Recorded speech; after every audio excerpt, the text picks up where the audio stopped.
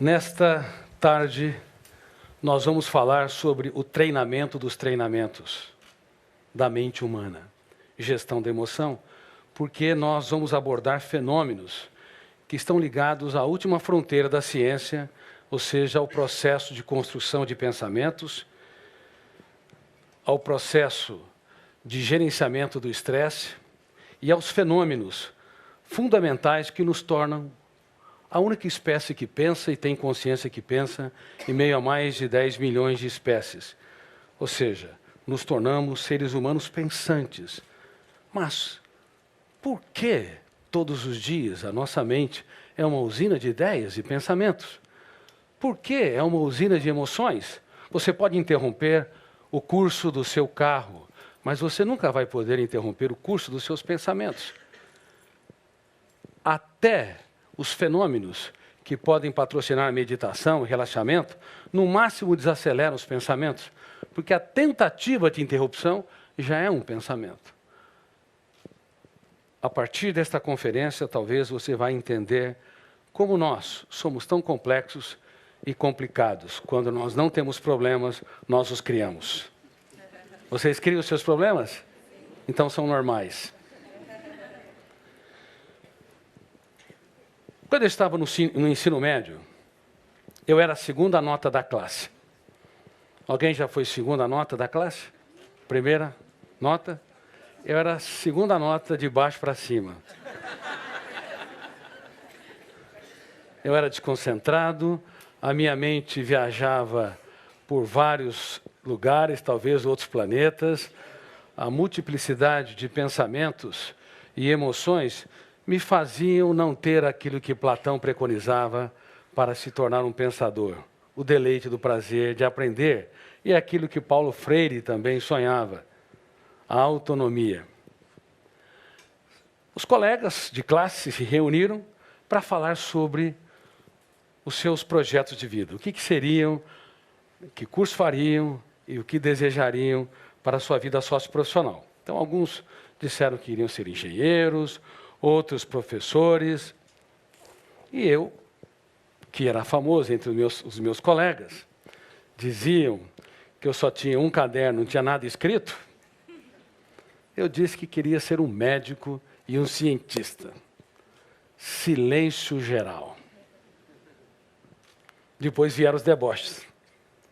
Aí eu entendi uma das primeiras ferramentas de gestão da emoção. As mais importantes decisões de um ser humano são de foro íntimo.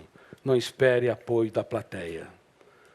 Porque se o teu eu não ser o protagonista, ainda que múltiplas pessoas te apoiem, você não vai conseguir atingir as suas principais metas.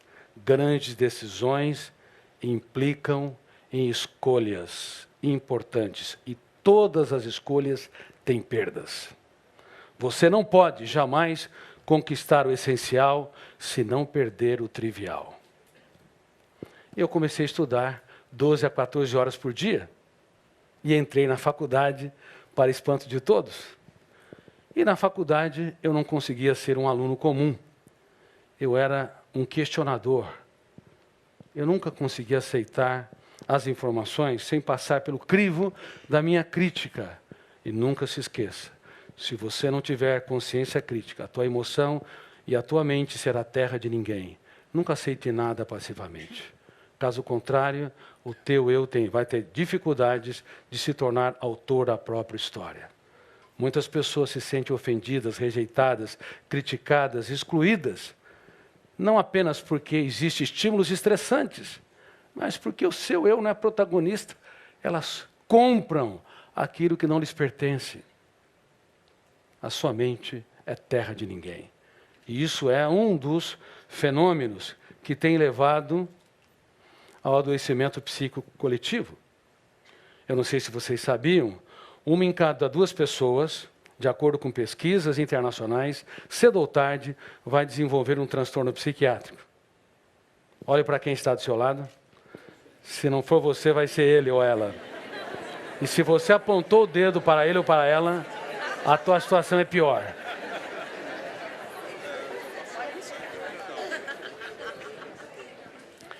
Mas vocês estão aqui para não ser nenhum dos dois, para usar técnicas ou ferramentas de gestão da emoção para que você aprenda a escrever os capítulos mais importantes da sua história nos momentos mais difíceis da sua vida. Eu tenho dito em mais de 70 países que eu sou publicado que as sociedades modernas se converteram num manicômio global. O normal é ser estressado, irritadiço, tenso e ansioso. O anormal é ser tranquilo, sereno, fazer da vida um espetáculo único e imperdível. Queridos amigos, quando estava na faculdade, eu que era um jovem sociável, vários amigos, gostava de festas e jantares, fui abarcado pelo último estágio da dor humana, uma depressão do 2º para o 3º ano. E eu percebi que as lágrimas que nós não temos coragem de chorar são mais cálidas, densas e importantes do que aquelas que se encenam no teatro do rosto. Há muitas celebridades, e eu faço gestão da emoção com celebridades, alguém, às vezes, número 1. A primeira coisa que eu falo para ela, você está numa desvantagem emocional enorme, porque a emoção é democrática, está debaixo do holofote da mídia, nem de longe fomenta mais alegria, prazer, encantamento, capacidade de você se reinventar nas dificuldades. Ter não é ser.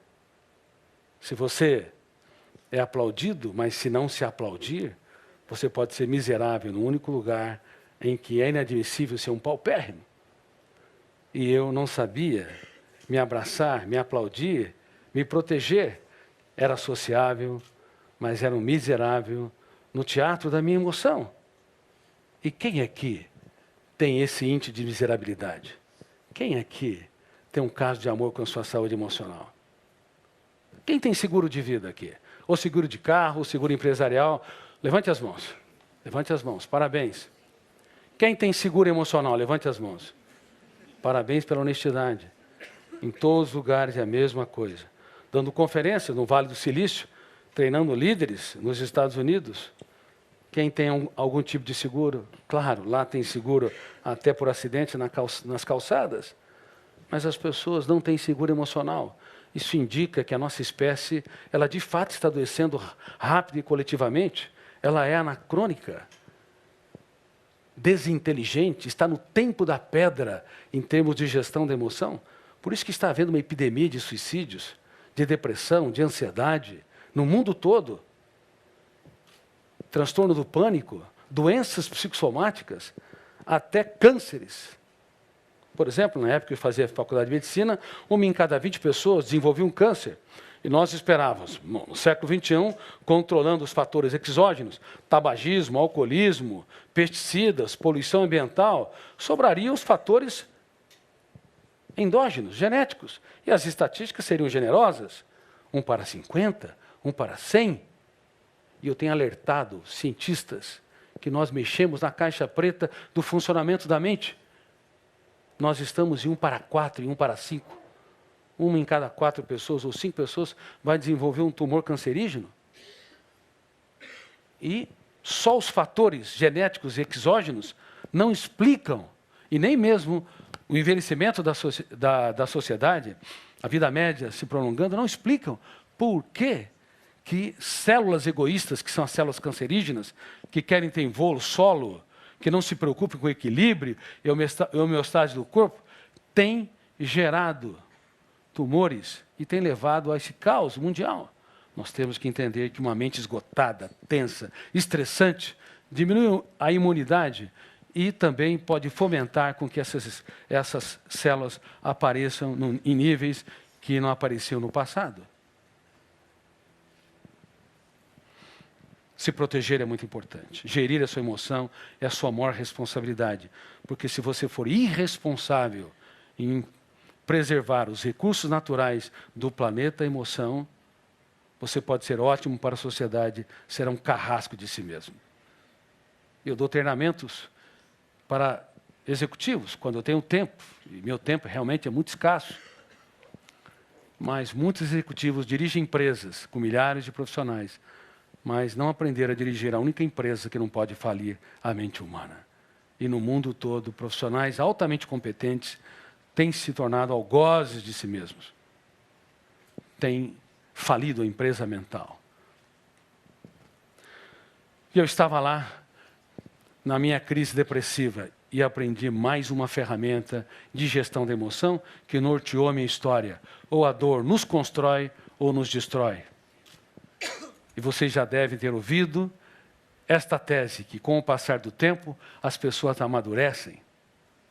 Com o passar do tempo, elas se tranquilizam, se tornam mais sábias. As dores, perdas e frustrações patrocinam uma personalidade mais equilibrada. Ledo engano.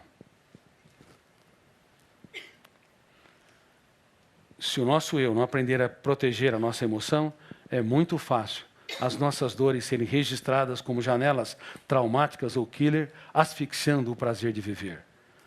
Frustrações, mágoas, decepções, traições não fomentam, não nutrem por si só a sabedoria, a capacidade de uma pessoa se reinventar, de ser líder de si mesmo, de aplaudir a vida. A tendência é ocorrer um registro na memória, involuntário e inconsciente, formando cárceres mentais. E na minha nova obra, que estou escrevendo, deve ser publicada em setembro, outubro, chamado Prisioneiros da Mente, e que deve se tornar um seriado internacional, eu digo que no cérebro humano há mais cárceres do que nas cidades mais violentas do mundo. E nós não sabíamos disso porque não havíamos estudado esta última fronteira da ciência, o mundo onde nascem os pensamentos, os tipos de pensamentos, a natureza dos pensamentos e a gestão dos pensamentos e das emoções. Freud, Piaget, Vygotsky, Kant, Arthur Schopenhauer, Sartre, Nietzsche, Merleau-Ponty, os grandes pensadores, brilhantes pensadores, usaram o pensamento pronto para produzir as suas teorias, mas não tiveram oportunidade de estudar o próprio pensamento, o que causou uma lacuna enorme na atualidade para desenvolver tanto a inteligência global como para desenvolver relações saudáveis, quanto para proteger a emoção humana. Hoje nós esperamos as pessoas adoecerem para depois tratá-las, o que é uma injustiça dantesca. Desenvolver uma síndrome do pânico atroz para depois tratá-la, uma crise depressiva, um transtorno alimentar como a bulimia, anorexia. Bulimia é um comer compulsivo, depois provoca-se vômito para tentar aliviar o sentimento de culpa por esse comer compulsivo. E a anorexia, patrocinada por uma distorção da autoimagem, pessoas com 30 quilos, com 1,60 m ou 70 de altura, a pele e ossos. Você pergunta, por que não come? Porque estou obesa. É uma distorção da autoimagem, são janelas traumáticas, são cárceres mentais que sequestram o eu, que representa a capacidade de escolha, a autodeterminação, sequestram no único lugar que ele deveria ser livre. E 3% da sociedade, no Brasil, cerca de 6 milhões de pessoas, pelo menos, apresentam transtornos alimentares. E há cerca de 70 milhões no mundo, um número maior do que aqueles que perderam suas vidas na Segunda Grande Guerra Mundial. E quase ninguém fala sobre isso.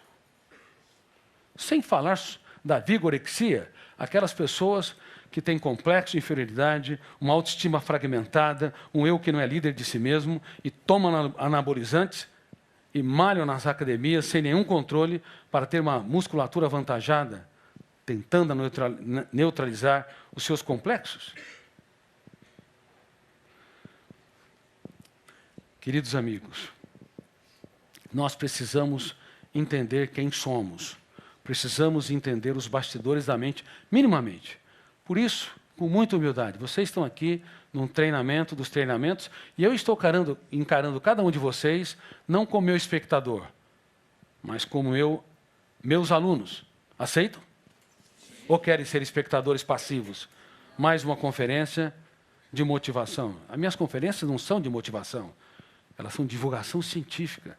Eu exijo muito que meus alunos penetrem em camadas mais profundas da sua própria mente para que eles nunca mais sejam os mesmos, desde que façam esse treinamento. Bom, se são meus alunos, eu sou um professor sério. Eu vou provocá-los durante todo o processo, como já estou fazendo. E provoco mais uma vez. Quem já escreveu a sua biografia aqui? Levante as mãos. Não? Errado. Todos vocês escreveram a sua biografia? Uma biografia não autorizada? Nas páginas do seu cérebro? Não sabíamos disso, porque não havíamos pesquisado que o registro na memória é automático e involuntário. Cada pensamento lúcido, você produz pensamento lúcido? É registrado. Cada pensamento estúpido, vocês o produzem? Quem é que faz o velório antes do tempo? Levante as mãos. Ou sofre por antecipação? Levante as mãos. Quantos pensamentos estúpidos? Claro, pensar no futuro é importante para você estabelecer estratégias para resolver seus problemas. Mas sofrer pelo futuro é uma atrocidade, é uma autoatrocidade que pessoas no mundo todo cometem. Aonde eu dou conferência? Na Sérvia, na Romênia, na Europa Oriental. Sérvia e Romênia estão lá, na Europa Ocidental, na América do Norte, na América Latina.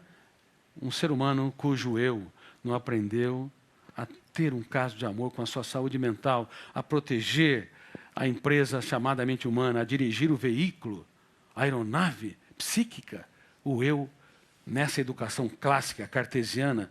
E quando eu falo educação clássica cartesiana, não estou envolvendo apenas o ensino fundamental, médio, universidade do Brasil, bem como pós-graduação, estou falando de toda a educação clássica do mundo. Ela está doente, formando pessoas doentes para uma sociedade doente. Mesmo as melhores universidades não ensinam minimamente que é um biógrafo no cérebro, que registra tudo automaticamente e que eu chamo de fenômeno RAM, registro automático da memória. Por exemplo, se você detesta alguém e quer vê-lo a quilômetros de distância da sua história, sinto muito, ele vai dormir com você. Por quê? Porque o fenômeno RAM, registro automático da memória, vai arquivá-lo e de maneira privilegiada, porque você rejeitou e não protegeu a emoção. Por isso que a nossa espécie, a única que pensa e tem consciência que pensa, nunca estudou muito a condição de ser Homo sapiens. Pensante. Nunca honrou de maneira adequada a própria estrutura e a construção de pensamentos. Não estudou esses fenômenos. Não sabíamos que rejeitar uma pessoa, rejeitar uma ofensa, rejeitar um estímulo estressante, ou negar um problema, ou tentar se distrair, não resolve, porque o biógrafo, o fenômeno RAM, ele registra automaticamente. E toda rejeição aumenta o volume de tensão. E quando há um nível de tensão elevado, o registro é privilegiado, formando mais cárceres mentais, ou janelas killers. Eu estava lá usando a minha dor, não para me destruir, não para formar mais janelas killers, mas para formar janelas saudáveis, light. E eu começava na faculdade de medicina, me questionando: como penso? Por que não sou líder de mim mesmo? O que é o pensamento? Por que dirijo carros, mas não dirijo minimamente a minha mente? Nada garante que uma pessoa sociável, que gosta de festas, tem muitos amigos, que é relaxada, bem-humorada, não passe pelo caos, cedo ou tarde na sua vida. Não só as pessoas tímidas, fechadas, sequestradas em si mesmas, até pessoas invejáveis socialmente. Porque as técnicas de proteção são débeis que nós utilizamos quando passamos por acidentes psíquicos. Vocês estão começando a entender? Ótimo, excelente. E quanto mais eu desenvolvi a arte da pergunta, mais questionamento, mais eu ficava em dúvida. E a dúvida é o princípio da sabedoria na produção de conhecimentos. Se você amar a convicção, as certezas, as respostas rápidas, você vai asfixiar sua capacidade como construtor de novas ideias, como criador de novos conhecimentos. Você não vai trazer respostas inteligentes nas situações estressantes. Um dos maiores problemas do Homo sapiens para formar mentes brilhantes, profissionais altamente excelentes, é o vício que nós temos por respostas rápidas. É a necessidade neurótica de querer dar respostas para tudo, sem aprender a lidar com a solidão criativa. A solidão é importante. A insegurança é importante no processo de produção de conhecimento. Senão você levanta do mesmo jeito, reclama da mesma maneira. Quando você abre a boca, todo mundo sabe o que vem pela frente. Você não impacta ninguém, nem a você mesmo. Trabalha do mesmo modo. Não contribui como uma empresa, não contribui para dar soluções para os problemas, nem se antecipa aos problemas. Não contribui na sua família para encantar, movimentar, inspirar seus filhos, seu parceiro ou parceira, seu namorado ou namorada. As pessoas são mentalmente engessadas. Não tem gestão da emoção. Sabe quantos encarcerados tem no Brasil? Detentos em presídios de ferro? Mais de 700 mil pessoas. Terceiro lugar do mundo.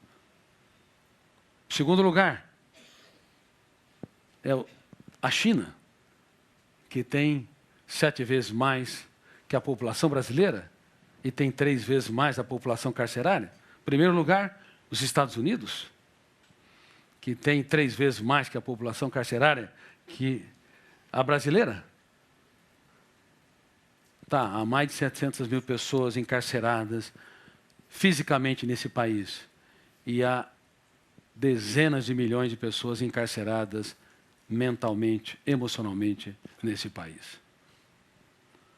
Reitero, há mais cárceres mentais do que nas cidades mais violentas do mundo. E o biógrafo, chamado fenômeno RAM, registro automático da memória, todos os dias está construindo mais cárceres. Por isso, você tem de aprender a impugnar, discordar, confrontar cada pensamento perturbador. Quem toma banho aqui, levante as mãos. Mas que banho? Banho físico ou emocional?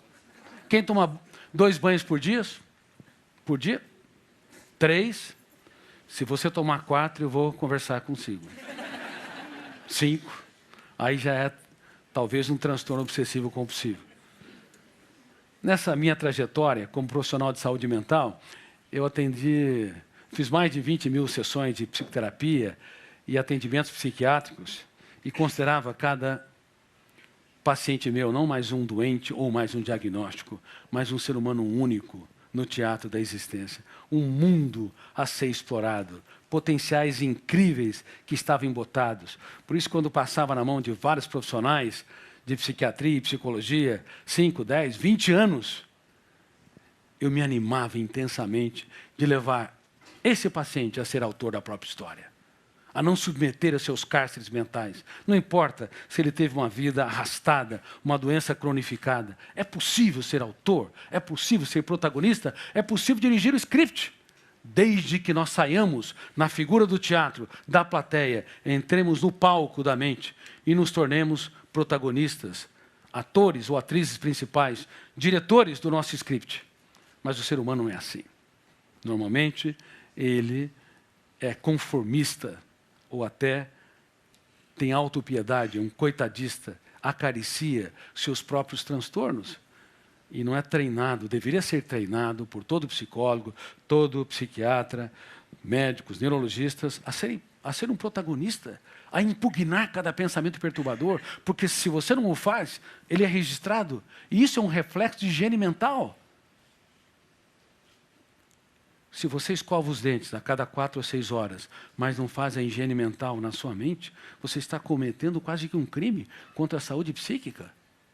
E nós cometemos esse crime, porque a educação racionalista, lógica, nos ensina a conhecer o mundo em que estamos, mas quase nada sobre o mundo que somos. Nos ensina a fazer higiene removendo poeiras, lavando as mãos, para não contaminar-se com bactérias, com vírus, mas a nossa mente está cheia de germes. A nossa mente, metaforicamente, está saturada de pensamentos perturbadores, sentimento de culpa, autopunição, autocobrança. Quem cobra demais os outros aqui? Levante as mãos.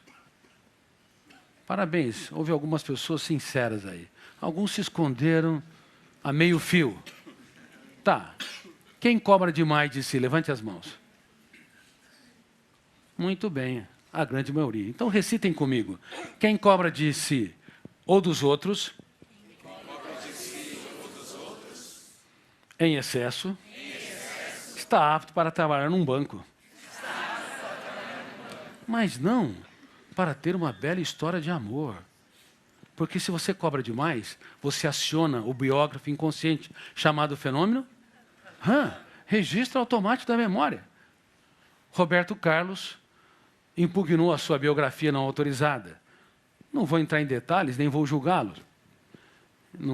Não sei se ele não gostou do que escreveram, estava incorreto sobre a sua biografia, certas experiências, ou se ele não queria expressar ou deixar em público a sua intimidade. O que ele não sabia é que o ser humano não sabe, bilhões de seres humanos não sabem, é que nós temos um biógrafo implacável dentro de nós, que todos os dias está definindo quem você é. Se você é impulsivo, você não é impulsivo porque teu eu quer. Você é impulsivo, você reage pelo fenômeno bateu, levou, você é intolerante às contrariedades, porque você biografou tantas vezes a reatividade que você espontaneamente, mesmo não querendo, expressa impulsividade. Impulsividade. E as pessoas impulsivas, às vezes são muito inteligentes, mas causam um desastre nas relações interpessoais, porque não tem autocontrole. Tem pessoas que me dizem, Dr. Cury, eu sou uma pessoa muito honesta, tudo que vem na minha mente eu falo, sou transparente. Claro, você é desequilibrado.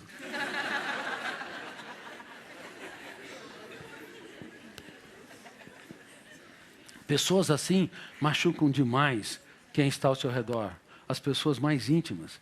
Esse tipo de transparência, na verdade, revela um descontrole atroz do eu como gestor da emoção, do eu como gestor da mente humana. E nós não sabíamos disso, porque não havíamos, mais uma vez, estudado essa complexa área. Uma pessoa que tem autocontrole não reage pelo fenômeno bateu, levou. Bateu, levou é ótimo para a física, péssimo para as relações humanas.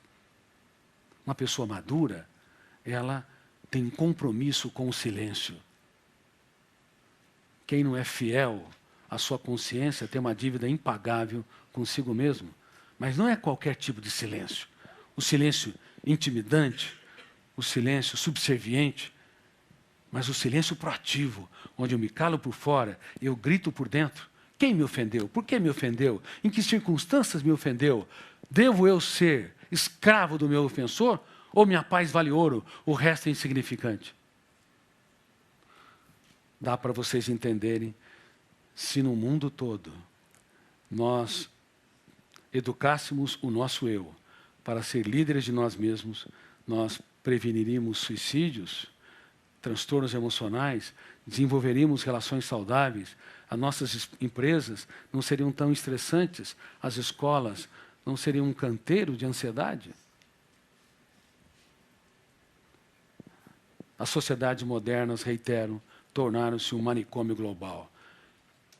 E tenho sido uma das vozes solitárias, escrevendo livros como O Futuro da Humanidade, O Vendedor de Sonhos, O Homem Mais Inteligente da História, que foi o livro mais lido ano passado.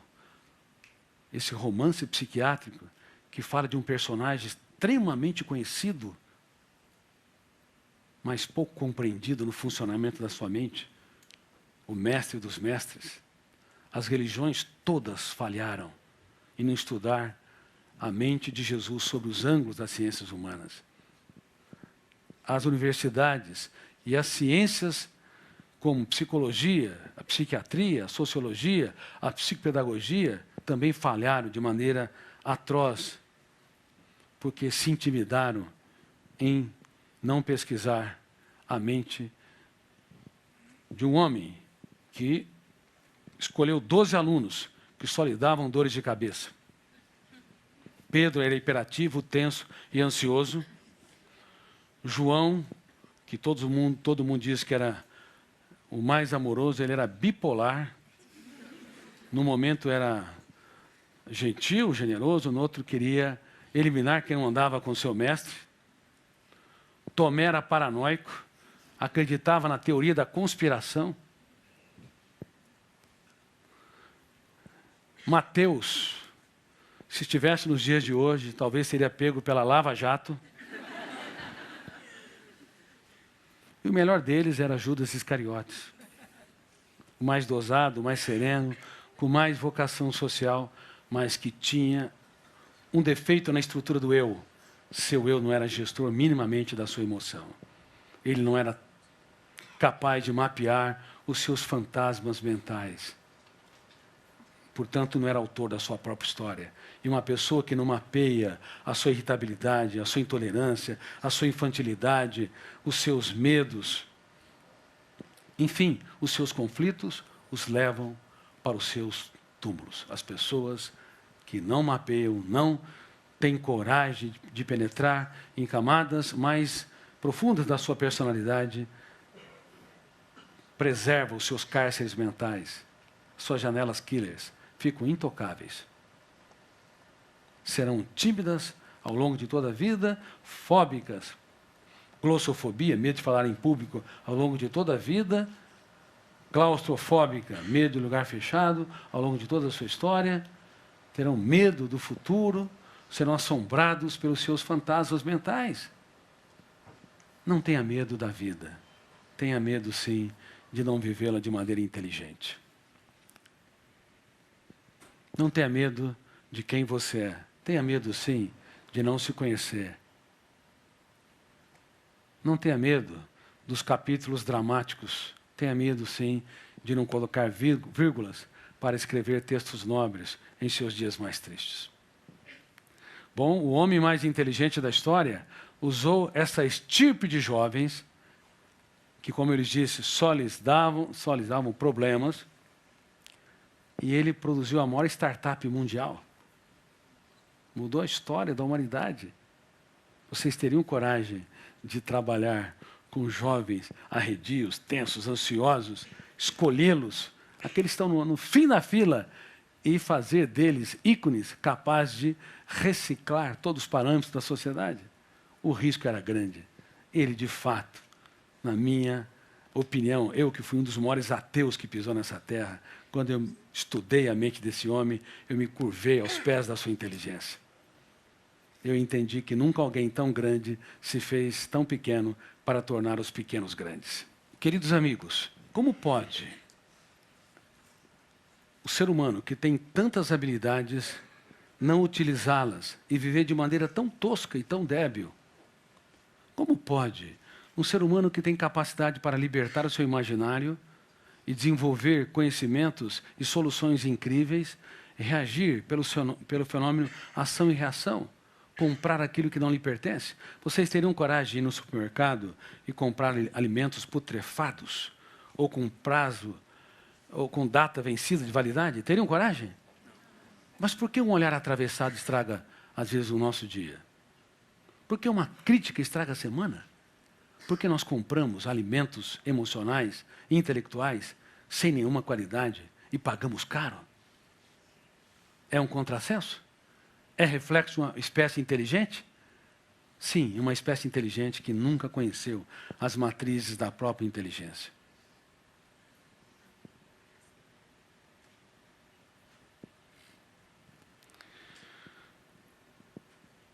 Quando eu estava no 4º ano, já tinha algumas centenas de páginas escritas. Aí levei a minha namorada, era muito duro, não tinha dinheiro, para tomar um suco. Ela foi toda feliz, estava no início do relacionamento, e de repente caiu um bilhete do meu bolso. Ela achou que se tratava de outra garota. O que significa isso? Eu falei para ela: olha, eu não sou muito normal. Estou escrevendo uma teoria sobre o funcionamento da mente, porque eu observava o comportamento das pessoas, reações, atitudes, escrevia, percorri o mundo das ideias. E ela fazia o 2º ano de medicina, eu o 4º ano. O que um estudante de medicina tem a ver com estudar a mente humana, pensamentos, a construção das ideias, liderança sobre a psique? Parecia um delírio. Mas nunca se esqueça, uma vida sem sonhos é um céu sem estrelas, é uma manhã sem orvalhos, é uma mente sem criatividade. Sem sonhos, nos tornamos zumbis psíquicos. Vivemos porque estamos vivos. Muitas pessoas se deprimem, se angustiam, desenvolvem vazios existenciais ou sofrem de maneira atroz pelo futuro porque não conseguem usar a construção de pensamentos para ter projetos de vida. Eu vou dar uma lição muito importante para vocês aqui. A educação mundial, em todas as formações, desde a medicina, a psicologia, a engenharia, o direito, ela usa um tipo de pensamento chamado dialético para promover o processo educacional. O dialético copia os símbolos da língua.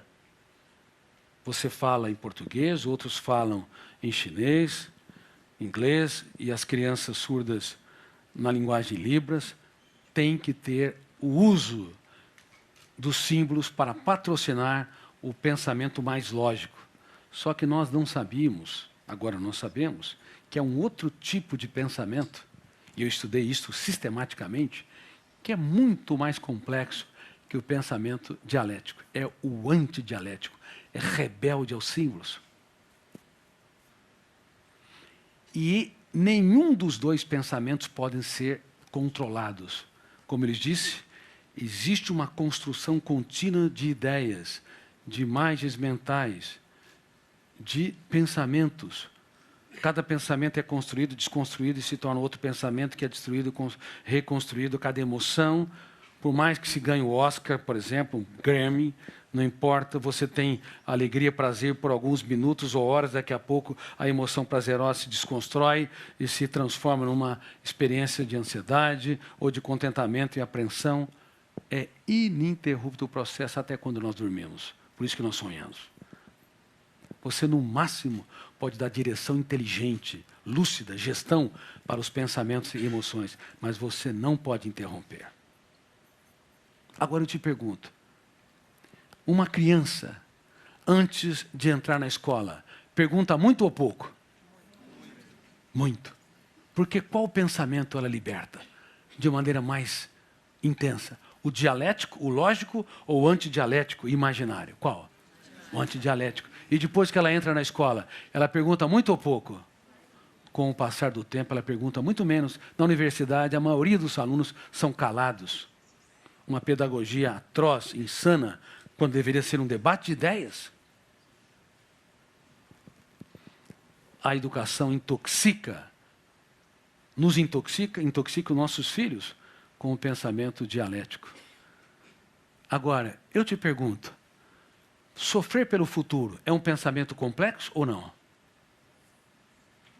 Muito complexo, de extrema complexidade e sofisticação, porque você antecipa o futuro inexistente e asfixia o seu presente. Precisa de qual pensamento? O lógico dialético ou o antidialético imaginário para ser produzido? Vocês estão entendendo? A última fronteira do psiquismo humano. O sentimento de culpa, ele é um pensamento, ainda que produza dor, dialético ou antidialético? Antidialético é complexo. Você se culpar, se diminuir. Vocês acham que um dia um robô ou a inteligência artificial, por mais avançada que seja, desenvolverá sentimento de culpa? Nunca. Nunca.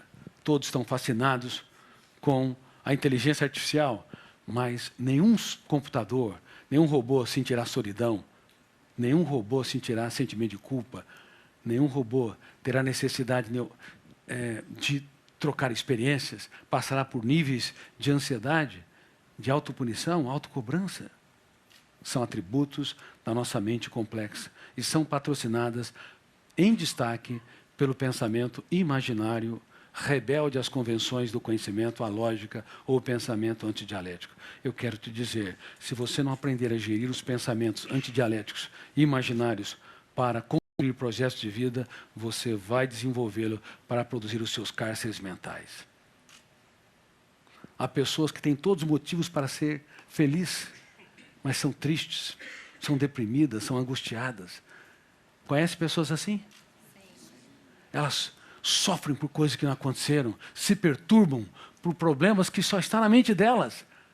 São pessimistas, mórbidas, hipersensíveis, pequenos problemas têm um impacto muito grande. Elas são complexas? Sim, são complexas, mas porque nunca aprenderam a impugnar cada pensamento, o seu eu nunca aprendeu a desenvolver a arte da dúvida, da crítica e da determinação, DCD, duvidar de tudo aquilo que me controla, criticar cada ideia perturbadora e determinar ser livre várias vezes por dia, assim como você usa uma escova de dentes para fazer higiene bucal, você tem que usar a técnica do DCD para fazer a higiene mental. E não se sabia disso. E nós não fazemos higiene mental no mundo todo. Toma-se banho algumas vezes por dia. Eu já tive pacientes que tomavam 40 banhos por dia. Era escravo do processo obsessivo-compulsivo. Mas nós não ensinamos nossos filhos que estão desenvolvendo tantos pensamentos perturbadores que vocês nem imaginam. Não ensinamos minimamente eles a impugnarem, discordarem, confrontarem. Por isso que eu tenho falado para plateias de juízes, magistrados, plateias e mais plateias, que estamos assistindo um assassinato coletivo da infância no mundo todo. As crianças têm tempo para tudo, mas não têm tempo para ter infância, para brincar, se reinventar e para desenvolver um eu protagonista da sua própria história. Um eu que duvida de tudo que controla, que critica o lixo mental e determina se reinventar. Aprende-se matemática, física, química, biologia, competências técnicas, mas fica intocável o único lugar que nós deveríamos ser líderes de nós mesmos. E por isso que há muitos miseráveis morando em palácios. Já tratei de pessoas multimilionárias, mas que empobreceram num único lugar que é inadmissível ser pobre dentro de si mesmo, porque era escravo dos seus pensamentos dialéticos e antidialéticos. Queridos amigos, no 6º ano, bom, quando caiu aquele bilhete, eu falei para minha esposa que não era muito normal, ela apostou no relacionamento, nós não nos separamos, e no 6º ano eu tinha 400 páginas, procurei uma editora. Sabe quantas queriam publicar meu livro? Nenhuma. Aí eu resolvi trabalhar e ir atrás do sucesso. Logo me tornei consultor do jornal Folha de São Paulo, fazia matéria em várias redes de TV e percebi que estava atraindo o meu sonho. E você pode, quando traz seu sonho, desenvolver um estado de angústia, porque eles nutrem a nossa motivação existencial.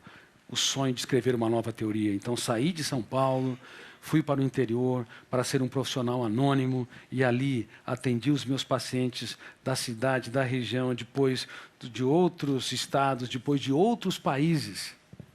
E nos intervalos, nos feriados, nos finais de semana escrevi a teoria. Agora passaram-se cerca de 25 anos, 3.000 páginas. Quem vai publicar um livro tão grande? Resumi o livro e procurei outras editoras e, mais uma vez, eu percebi que se você não tiver um sonho que te controla, aquele sonho não é um projeto, é um desejo. Desejo não resiste ao calor dos problemas na segunda-feira. Desejo não consegue suportar as intempéries, as vaias, as críticas e as rejeições. Só os sonhos são capazes de nos controlar. E principalmente os sonhos que te levam você a dar o melhor de si para que a humanidade, para que a sociedade seja mais generosa, altruísta e solidária. E aí uma editora apostou no projeto, eu publiquei, tive que reciclar 500 termos, porque estava muito difícil de compreender o livro, publiquei o livro Inteligência Multifocal. Fiquei feliz por um lado, por outro lado, triste. Porque, apesar de ter reciclado 500 termos, quase ninguém entendeu o que eu escrevia. E eu tive que, mais uma vez, gerir a minha emoção para sobreviver. Ou desistia ou transformava o complexo no simples, o que é muito difícil. Então, eu escrevia e reescrevia cerca de 10 vezes cada uma das minhas obras. E o tempo passou. Hoje são 50 livros. E vocês sabem o resultado, com muita humildade, sem nenhuma ostentação. Eu tenho sido o autor mais lido do Brasil nos últimos 20 anos. Mas qual que é o meu alicerce? Não são os aplausos que eu recebo. São as perdas que eu sofri. As lágrimas que eu chorei, que eu nunca tive coragem de chorar. Os meus fracassos nunca desprezam as raízes que constituem a tua personalidade. Porque elas é que patrocinam as suas primaveras e as suas flores. Produzir pesquisas, conhecimentos, num país que não valoriza seus cientistas, e ainda mais ciência básica, é uma tarefa árdua, mas vale a pena. E lembre-se do que eu lhes contei da minha história. Eu era a segunda nota da classe, de baixo para cima. Passado tanto tempo, eu recebi o título de membro de honra de uma academia de gênios da Europa.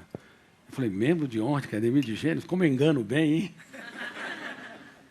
Chega num momento que não importa os títulos, o que importa é quem você é. Nunca perca a sua essência, porque ela é a que pode abrir as portas para você realizar coisas incríveis, para contribuir com a sociedade e para reciclar a sua própria história. E dentro de toda essa produção de conhecimento, eu descobri algumas síndromes. Uma delas é a síndrome do pensamento acelerado. Pensar é bom, pensar com consciência crítica é ótimo. Pensar demais, sem gerenciamento, é uma bomba contra a saúde psíquica. Gera um esgotamento cerebral atroz. Agora eu quero que vocês relaxem, respirem profundamente, porque eu quero fazer um teste se você tem a síndrome do pensamento acelerado ou não. Como está a sua qualidade de vida?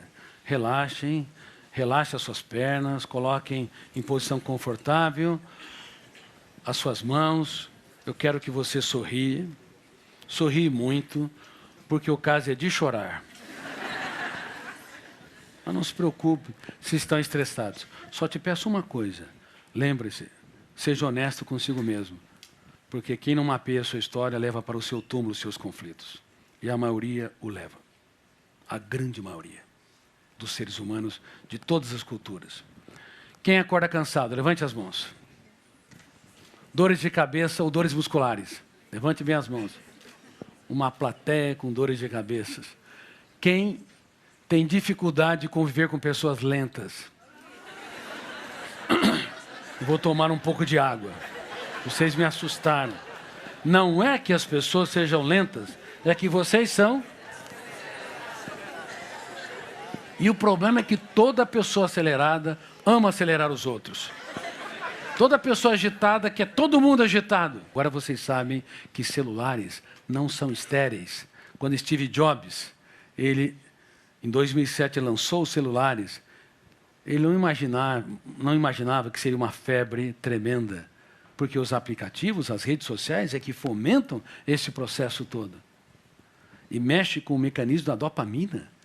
Frustração e prazer, o garoto ou o adulto envia uma mensagem, ela ou ele não deu like, ataque de ansiedade. Antigamente, existiam ciúmes.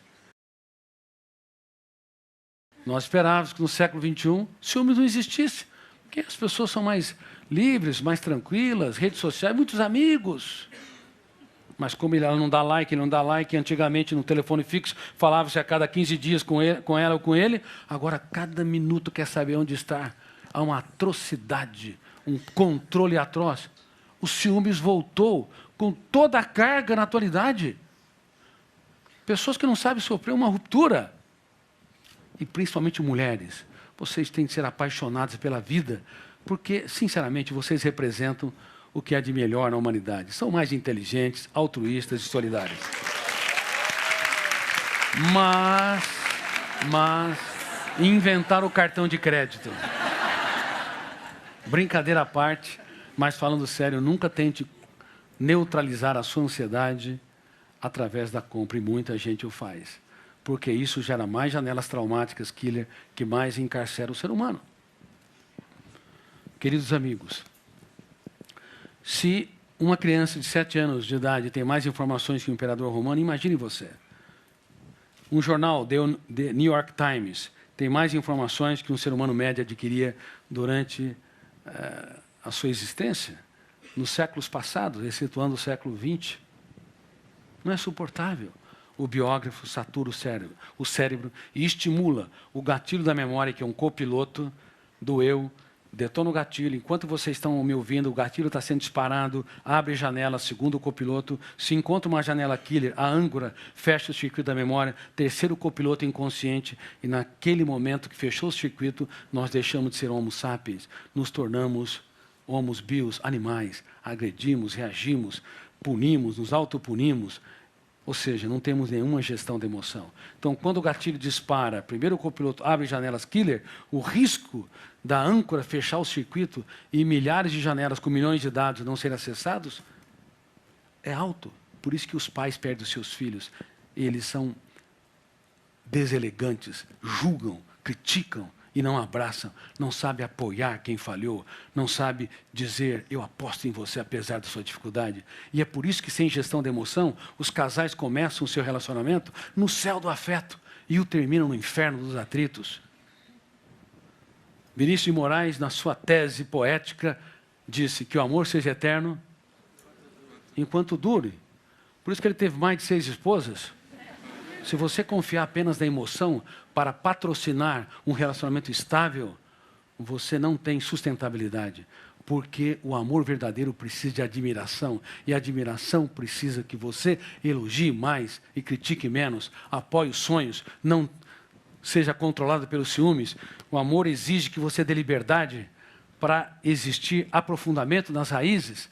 O amor exige que você se torne um inspirador de quem você ama, porque se você é um apontador de falhas, você é um construtor de janelas killer, que destrói quem você mais ama. As pessoas não sabem amar na sociedade. Elas amam com emoção, não amam com inteligência global, com gestão da emoção. E é mais fácil nutrir o amor do que se imagina, desde que o nosso eu pare com essa necessidade neurótica de criticar, apontar falha, de excluir e assim por diante. E começa a ser fã. Vocês devem ser fã, não de atores ou atrizes, não de cantores, ícones ou intelectuais, fã dos seus filhos, fã da sua parceira, do seu parceiro. Eles são nossas verdadeiras celebridades. É muito importante que se saiba disso. Mas as pessoas com as quais convivemos estão lá todos os dias e nós nunca as aplaudimos. Não somos ávidos a dizer, olha, eu sou apaixonado por você, parabéns, você é incrível. Não sabemos usar o biógrafo inconsciente a arquivar janelas, killers ou lights? Lights, saudáveis. E ainda queremos que o amor seja sustentável, é impossível. Nossa espécie, reitero, não sabe ter um amor inteligente. Bom, eu falei de uma série de sintomas indicando que vocês estão com a síndrome do pensamento acelerado.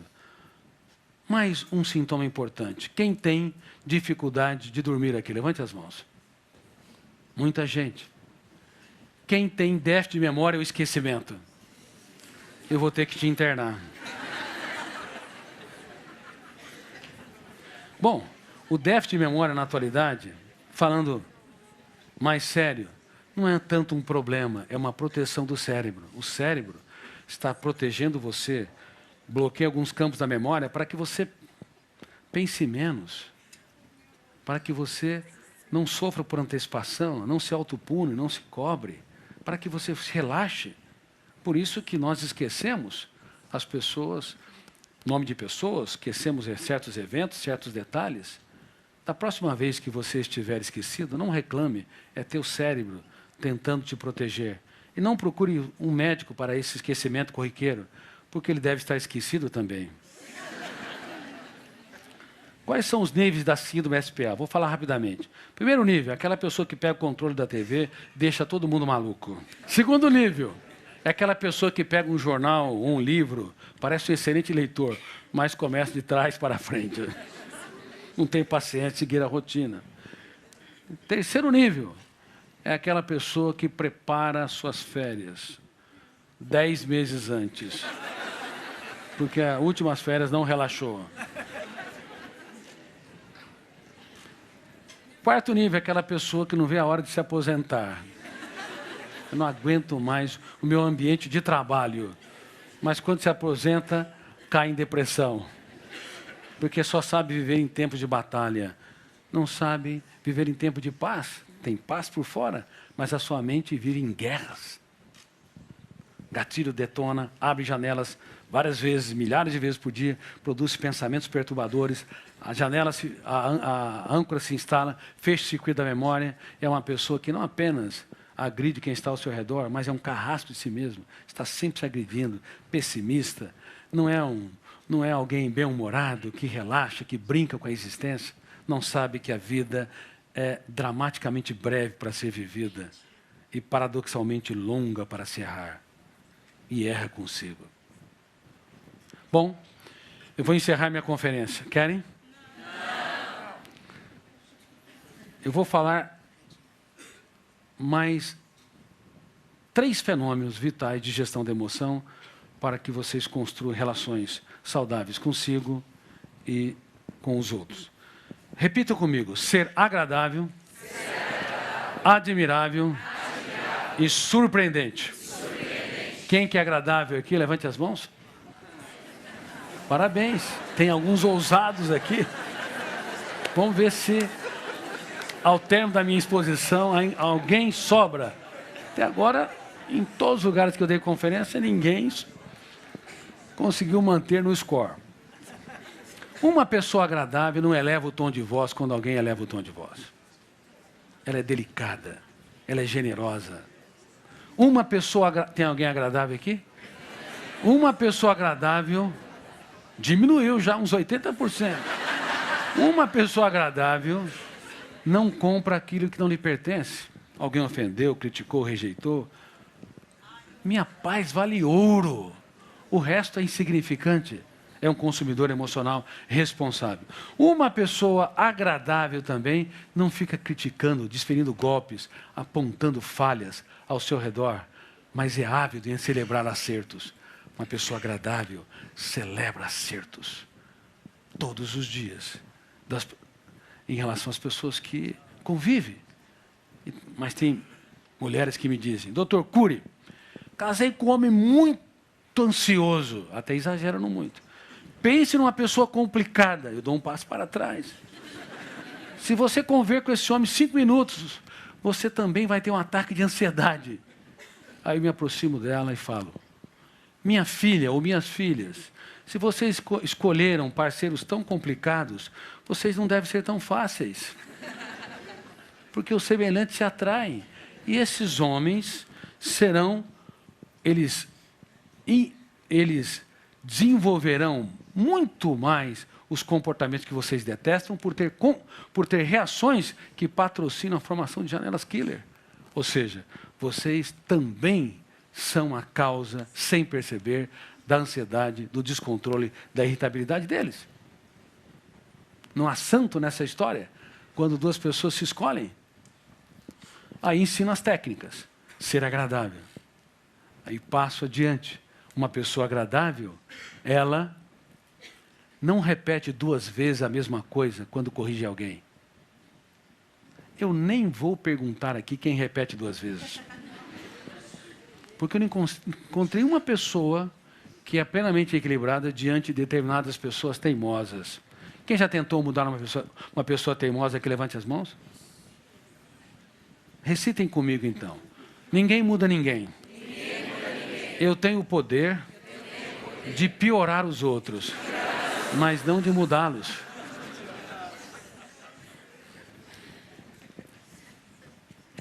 Não sejam repetitivas e repetitivos. Nunca fale 2 vezes a mesma coisa. fazer uma brincadeira e quero que vocês recitem de novo. Estou provocando vocês. Quem repete 2 vezes a mesma coisa é um pouco chato.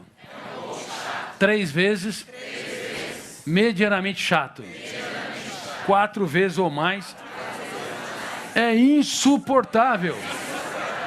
Está cheio de maridos insuportáveis, esposas insuportáveis, pais insuportáveis, professores, colegas de trabalho. Gente, nós temos que aprender a dançar a valsa da vida com a mente desengessada, libertar o pensamento mais complexo, o antidialético, para dar respostas inteligentes nas situações estressantes. Sejam agradáveis, porque se vocês tiverem essa agenda, vocês não causam admiração, vocês não impactam, vocês não inspiram. Tem alguém agradável aqui? Admirável. Uma pessoa admirável elogia 3 vezes quem ama, pelo menos por dia. Ah, mas ele não é... Meu filho é muito irritadiço, meu marido, meus colegas de trabalho são difíceis de conviver. Se você não for capaz de elogiá-los, é porque você é míope emocionalmente. Você não consegue enxergar comportamentos dignos de serem aplaudidos. E uma pessoa admirável dá risada da PIT. P-I-T. Picuinhas, irritabilidade e teimosia. Há um charme nos defeitos das pessoas que são suportáveis. Porque você tem defeitos, eu tenho defeitos. Relaxe mais. Não cobre dos outros aquilo que eles não podem dar. Isso é gestão da emoção. Se você sair fora, deixar de ser um apontador de falhas, ele vai registrar menos janelas traumáticas, ele vai ser mais livre, ele mesmo se recicla. E por fim, ser surpreendente. Eu falei para uma daquelas mulheres que dizem que seu marido é insuportável. Diga palavras nunca ditas. Por exemplo, faça uma festa de aniversário para ele, fora de data. Mas, doutor Cury, isso é incrível. Eu sei que é. Surpreenda esse homem. E aí, ela fez uma festa de aniversário e cantou os parabéns para aquele homem. E aquele homem não sabia o que estava ocorrendo. Após terminar, estava entalado uma pergunta. Meu bem, você está ficando louca? Um surto psicótico? Aí ela se aproxima dele e fala, eu não estou ficando louca, querido. Faz muito tempo que ela não falava a palavra querido. Eu estou cantando os parabéns porque de todas as coisas que eu conquistei na vida, você é a melhor delas. Obrigada por existir. Dê parabéns fora de data, dê flores fora de data. Faça elogios únicos. Abrace quem está ao seu redor. Inspire, instigue, provoque a inteligência. Isso é gestão da emoção. E, ao mesmo tempo, se abrace. Não tenha ciúmes. Sabe qual que é a técnica, qual que é a tese mais incrível de ciúmes em relação à gestão da emoção? Ciúmes é saudade de mim. Eu exijo do outro a atenção que não dou para mim. E devido à quantidade de sintomas psíquicos e psicossomáticos que vocês estão apresentando, vocês se abandonaram. Vocês podem ser ótimos para a sociedade, mas não têm tido um caso de amor com a sua saúde emocional. Por isso, eu encerro esta minha conferência pedindo que vocês dêem um abraço em você e permaneça abraçado. Tem gente aqui que nunca se abraçou. E digo essas palavras. Eu te estresso. Te causo muitos problemas. Esqueço de você ao longo da minha história.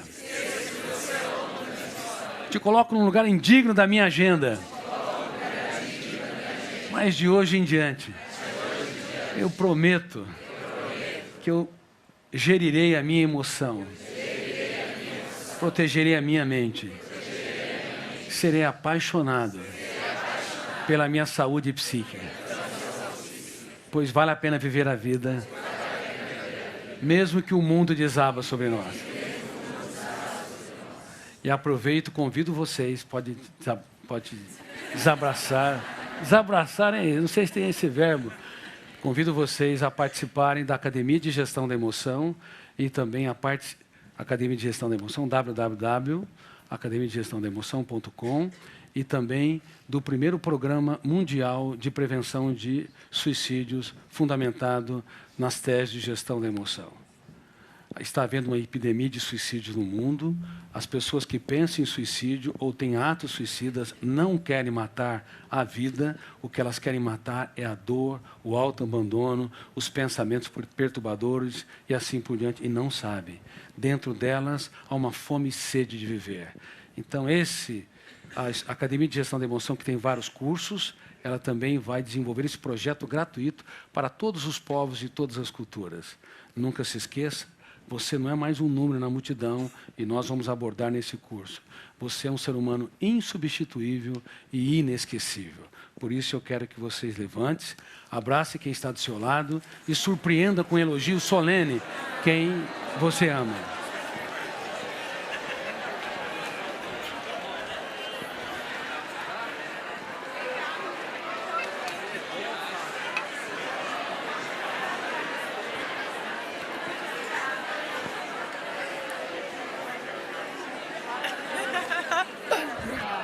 Obrigado, você também.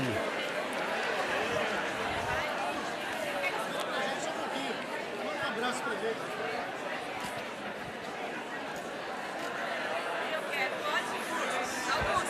Que vocês sejam sonhadores. E se sonharem, não tenham medo de falhar. E se falharem, não tenham medo de chorar. E se chorarem, repensem as suas vidas. Mas nunca desistam de si mesmos, jamais. Lutem pelos seus sonhos e jamais desistam também das pessoas que vocês amam, porque são seres humanos únicos no teatro da existência. Muito obrigado por existirem.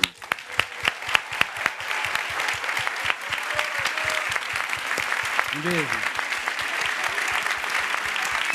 Muito obrigado, muito obrigado, muito obrigado.